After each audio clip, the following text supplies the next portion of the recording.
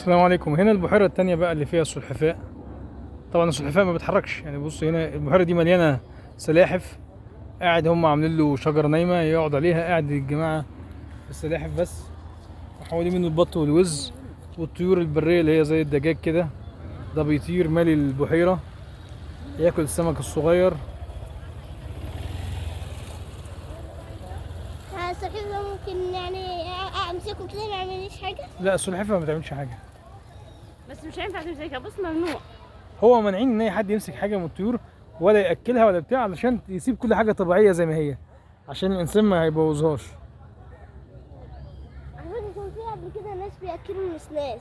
النسناس عادي، ده نسناس وفي منه كتير، والغابات مليانه نسانيس، والبرازيل مليانه غابات، يعني النسانيس اكتر من بني ادمين. يلا يا اسف.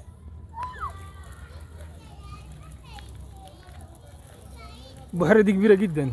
هنروح الجزء اللي هناك الشمالي ده، اللي هو فيه لسان كده زي جزيره اهو، ده اللي عند الشجر البنفسجي. في حوالين منه الاسماك الجميله جدا، وبحيره الاسماك اللي حوالين منها. ايه ده؟ ايه هي كانت على جهازي مش عندي. يلا يا اسف.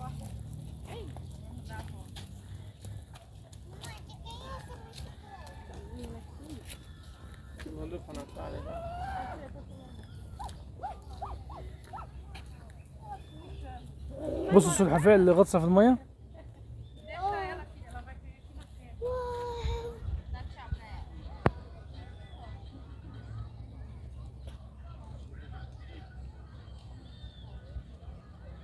سلحفتين.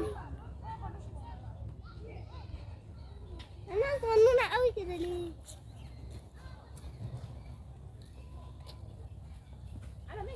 جاي عشان تبقى معانا. دي باقي منطقة الألعاب، ودي أماكن دورات المياه العمومية. فيها الكلينكس والبرفم، وأماكن للرضاعة للي معها أطفال بترضع أو أطفال صغيرين. تغيير البامبرز مكان، والسيدات مكان، والرجال مكان.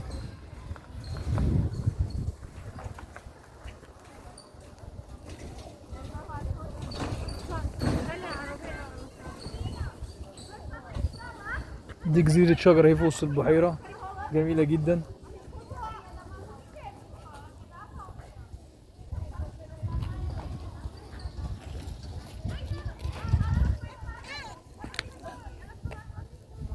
مش كويس انا في اللي كنت مش قادرة تمشي.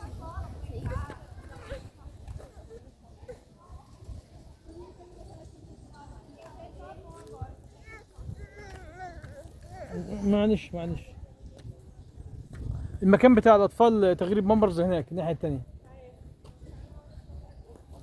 ادي علامة الأطفال اهي هناك. انت كده رايح عند الحريمي أو الرجالي.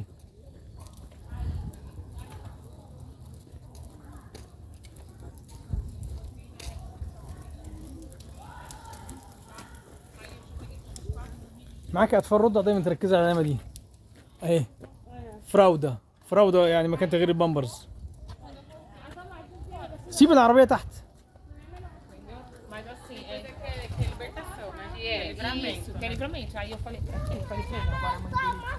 في مطلع هناك اهو، في مكان برضه تطلع بيه بالعربيه. ناس مش سايبين لك اي خدمات سيرفيس الا هم عاملينها. هيجيبوا لك بيبي سيتر بقى ياخدوها الطفله، يعني ده اللي باقي بس.